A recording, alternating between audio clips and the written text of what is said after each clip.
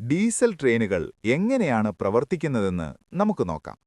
ലളിതമായി പറഞ്ഞാൽ ഇവ ഒരു വലിയ ചക്രങ്ങളുള്ള പവർ ഹൗസ് പോലെയാണ്.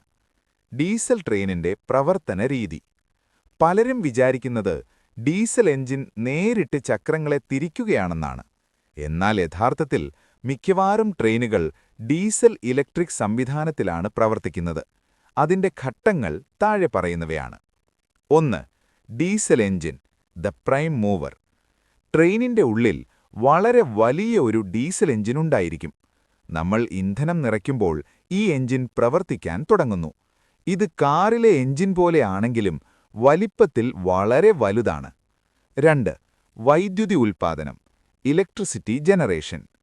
ഡീസൽ എഞ്ചിൻ കറങ്ങുമ്പോൾ അത് അതിനോട് ചേർത്തിരിക്കുന്ന ഒരു ജനറേറ്ററിനെ കറക്കുന്നു. ഈ കറക്കത്തിലൂടെ വലിയ അളവിൽ വൈദ്യുതി ഉൽപ്പാദിപ്പിക്കപ്പെടുന്നു. 3. Control system. ഈ വൈദ്യുതി നേരിട്ട് ചക്രങ്ങളിലേക്ക് വിടുകയല്ല ചെയ്യുന്നത്. ഡ്രൈവർ അഥവാ ലോക്കോ പൈലറ്റിന് ട്രെയിനിന്റെ വേഗത നിയന്ത്രിക്കാനായി ഈ വൈദ്യുതിയെ ഒരു കൺട്രോൾ പാനൽ വഴി ക്രമീകരിക്കുന്നു. 4. ട്രാക്ഷൻ മോട്ടോറുകൾ. ട്രെയിനിന്റെ ചക്രങ്ങളുടെ അടിയിലായി ശക്തമായ ഇലക്ട്രിക് മോട്ടോറുകൾ ഘടിപ്പിച്ചിട്ടുണ്ടാകും. ജനറേറ്ററിൽ നിന്ന് വരുന്ന വൈദ്യുതി ഉപയോഗിച്ച് ഈ മോട്ടോറുകൾ കറങ്ങുന്നു. ഈ മോട്ടോറുകളാണ് യഥാർത്ഥത്തിൽ ട്രെയിനിന്റെ ചക്രങ്ങളെ തിരിക്കുന്നത്. പ്രധാന ഭാഗങ്ങൾ ചുരുക്കത്തിൽ: ഫ്യൂവൽ ടാങ്ക്, ഇന്ധനം സൂക്ഷിക്കുന്നു. ഡീസൽ എഞ്ചിൻ, ഇന്ധനം കത്തിച്ച് കറക്കമുണ്ടാക്കുന്നു അഥവാ മെക്കാനിക്കൽ എനർജി ഉണ്ടാക്കുന്നു.